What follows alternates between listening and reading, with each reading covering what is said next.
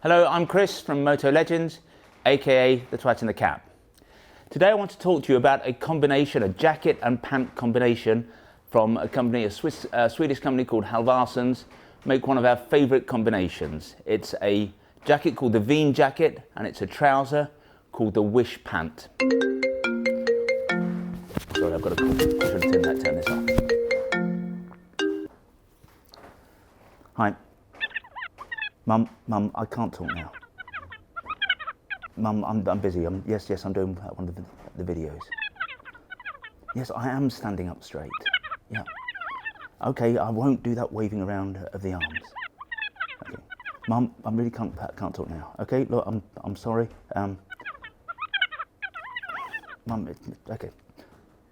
Sausages. I'm happy with sausages. Mash. Yeah. Okay. Mum, see you later. Bye. Sorry about that.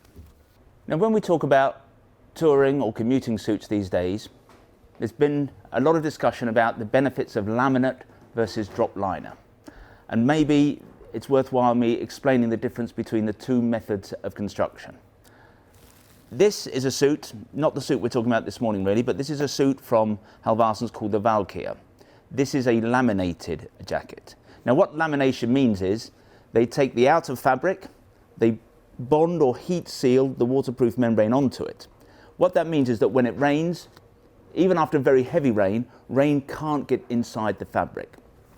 So technically you stay drier for longer, but more importantly, the jacket dries out much more quickly. So if you have been in the rain for 5 or 6 hours, when you come to the end of the day, you hang your jacket up, that jacket will dry in a matter of half an hour.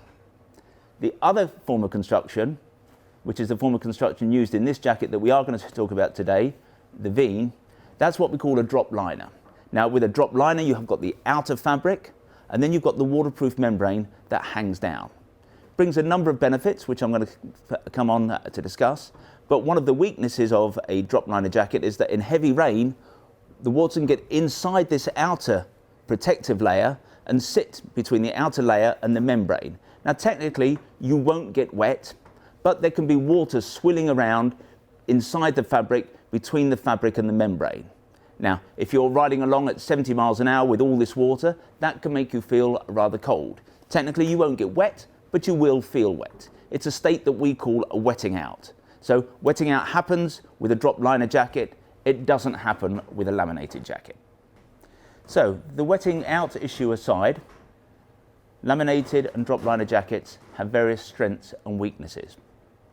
A laminated jacket, because it's got the waterproof membrane and the outer fabric bonded together, they tend to be a little bit less comfortable to wear. They're a little bit stiffer, they can be a wee bit crunchy. A drop liner jacket is much softer, molds around the body because the membrane and the outer fabric flow together. One of the benefits of a laminate, however, is that the venting tends to work a wee bit better. And again, it's for the same reason. When you've got a gap or a vent in a laminated jacket, because you've got the membrane and the outer fabric together, the air is going to go right through to the body, which is much more effective. With a drop liner jacket, when you've got a vent, you've still got the waterproof membrane on the inside. And the waterproof membrane is also a windproof membrane. So a 4-inch zip, for example, in a drop liner jacket is going to be less effective than a 4-inch vent in a laminated jacket. One of the other differentiators is the amount of warmth that is provided by these jackets. When you've got a laminated jacket with the membrane and the outer fabrics together, there's no air gap, so it's less insulating. So a laminated jacket tends not to be as warm on a cold day. In a drop liner jacket, you've got these air gaps because you've got the outer fabric here, you've got the membrane here, and all of those air gaps serve to trap the body's heat. So by and large, a drop liner jacket is warmer. Things are changing quite rapidly in this market, but it has until now always been the case that laminated jackets are also more expensive because they're more complicated to put together. You have to buy the fabric ready bonded. There are a number of technical aspects that make putting the jacket together intrinsically more difficult, so they can be more expensive. Drop liner jackets have been more affordable. the problem is that laminate technology has become a bit of an obsession for some people. They come into the shop and tell us that they want to buy a laminate jacket because they believe that's the only way of staying dry. And that's actually not really the way it is. You will stay dry in a laminate jacket or a drop liner jacket. The main difference, as I've said, is really about the drying out time. So people come in to see us, they say, I want a laminate jacket, but often that's not their best option. For most of us, most of the time, a drop liner jacket is going to be more comfortable to wear, it's going to be warmer to wear, it's going to keep us dry for 99% of our riding, and it's going to be more affordable. And the jacket that we're going to talk about today is the Devine jacket, and it is a drop liner jacket. So here I am with my colleague Billy, and he's sporting the Devine jacket in black, as obviously you can see, and the matching wish pant, which we'll come on and talk about later. One of the distinguishing features of this jacket is just how comfortable it is to wear. And in achieving this, Halvarssons have adopted a different technology to most of the other motorcycle companies. So if we speak about someone like Rucker will use a very abrasion resistant material throughout the jacket. It can make for a jacket that's quite heavy and quite stiff. What Halvarssons do is use a lighter material, but they then back this in all the key strategic areas where you might need extra abrasion resistance with a lining material. That lining material is called high art, and when it's applied to a textile, it increases the strength of that textile by 500%, so a factor of ×6. So what we've got here is high art will be lining the chest, it'll be down the arms, in the shoulders, a little bit in the back, but they won't have it here on the inside, down the arms, because really you can't slide in those areas. Actually, if you're sliding in those areas, you've got bigger problems. Another aspect that makes this jacket particularly comfortable are these elasticated straps. What they mean is the jacket's almost got two sizes. If you want to loosen it out so you can put a heavier base layer underneath, you can. Our view is that these days you don't achieve warmth with a heavier base layer, but it just gives you the ability to wear your favorite fleece or some other garment. But when it's tightened, that doesn't actually make the jacket tight. And if you bend forward now, Billy, that should bend with you. It doesn't feel like a jacket that is too small for you. I'm going to talk through some of the other features because it's very much a feature-laden jacket. Vents here on both sides. If you turn around, Billy, we've got a permanently open exhaust vent here. The reason that's important is when you've got air coming in, if you don't have an exhaust vent, it just blows the jacket up, it balloons, but here air is going to come in and out of the back. Vents are quite well positioned because if you're on a bike with a screen, vents that are right in the middle of chest will do nothing, but as the air comes down the side of the screen, it will go in these vents, and as I've said, it will exhaust out of the back.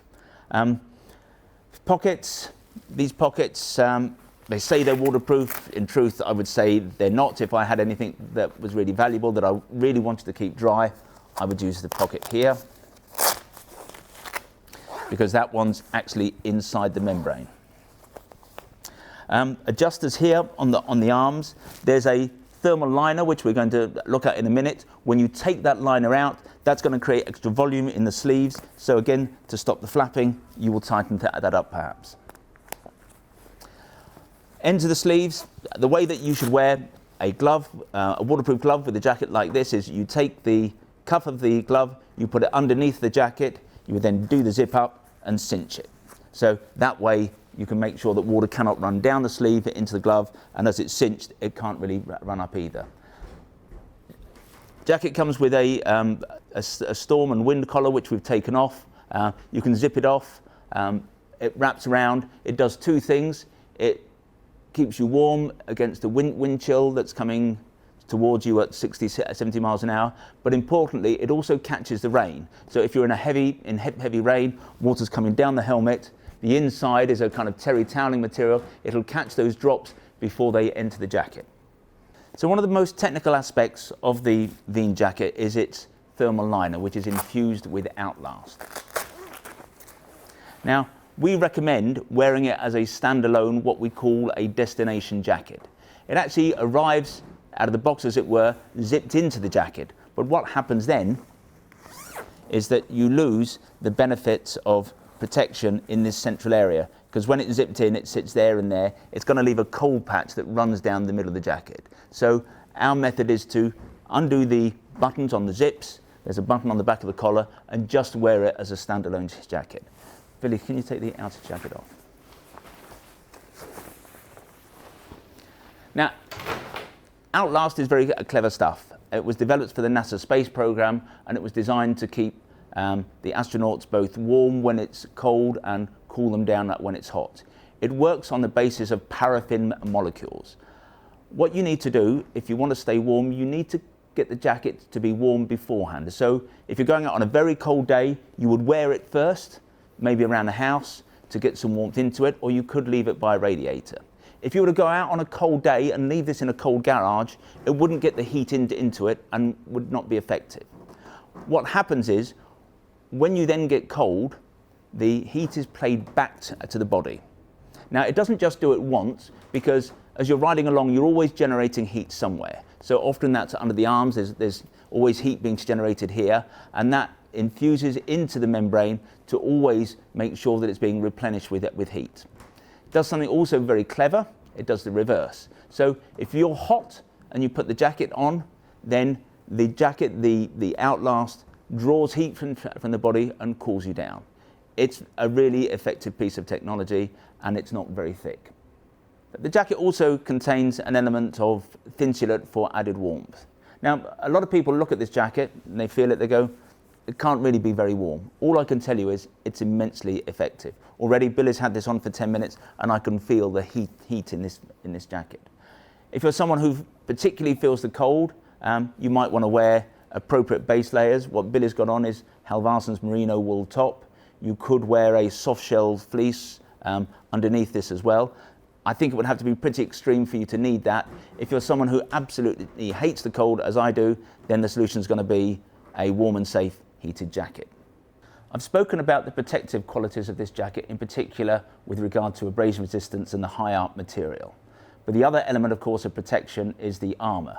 The jacket comes supplied as standard with level 2, that's the highest level, CE armour in the shoulders and the elbows, and that's adjustable, so we can work on that. If you come in and the elbows are slightly in the wrong place, we can move that up or down. It's not the latest D3O armour.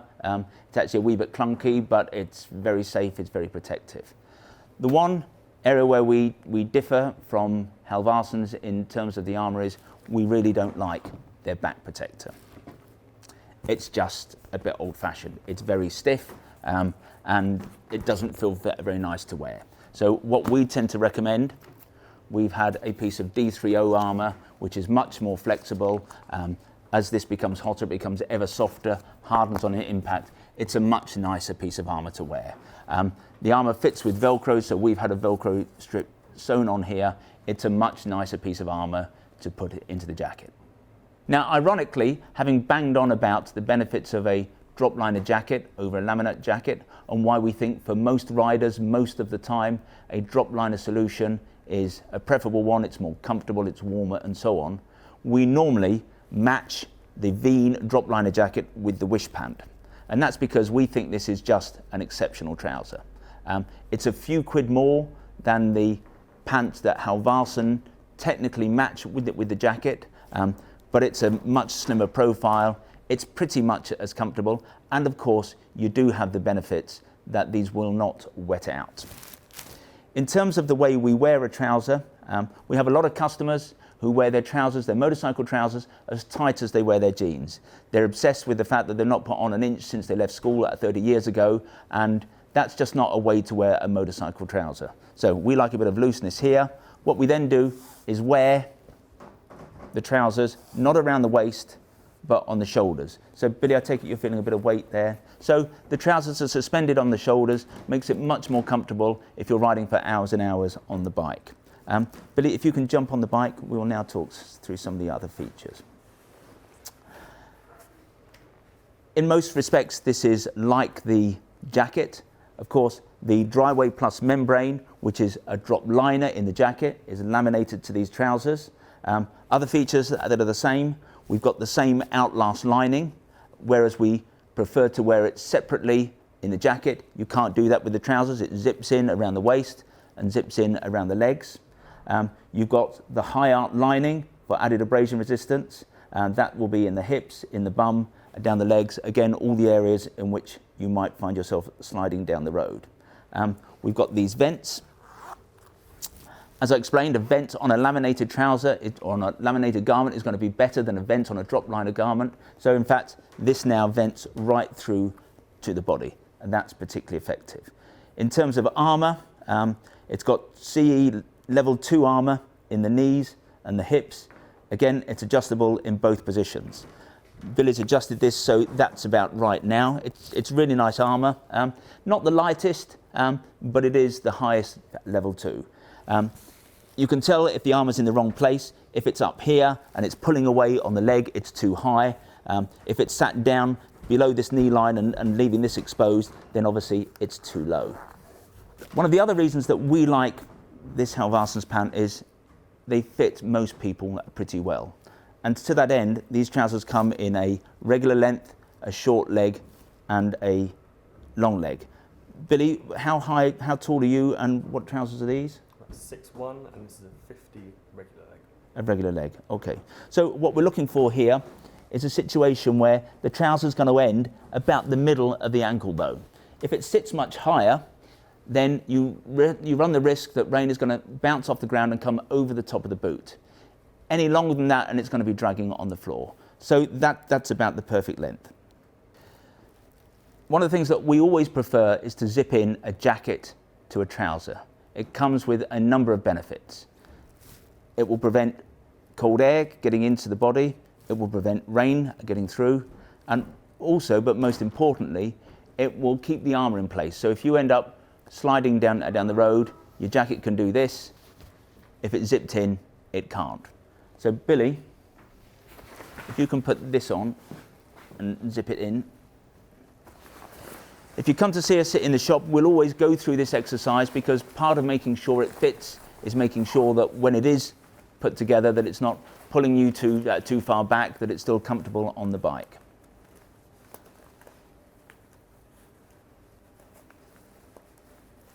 When he did this in rehearsals, he was really good at this. No, I'm just joking, we don't rehearse this. Okay, if you can zip that up. Okay, let's jump on the bike. So as I've said, when you come in the shop, if you come into the shop to try this suit on, we will always zip in. We will be checking sleeve length. Billy's got his merino top a little bit longer there, but that's about the right length for the sleeve. Obviously, the cuff of the jacket will go underneath that. We'll zip that up, we'll cinch that tight there. All looks good in the back, it's nice and neat. We've got these adjusters tight here. The leg length is good. I think, Billy, basically, that's a good one. So as I've said, the combination of the Halvarssons Wien jacket and their Wish pant is probably our favourite across the business. And it's our favourite, I suppose, because retailers are always lazy. What we know is, whenever we put someone in this combination, it's going to work. It fits beautifully, you put it on, it feels like a Savile Row suit. It's going to keep you dry, it's going to keep you warm, it's going to keep you safe. It's a well-priced suit, so the jacket, when we go to press on this video, as it were, the jacket is priced at $450, the trousers at $400. Add in a back protector, you're pretty much around £800.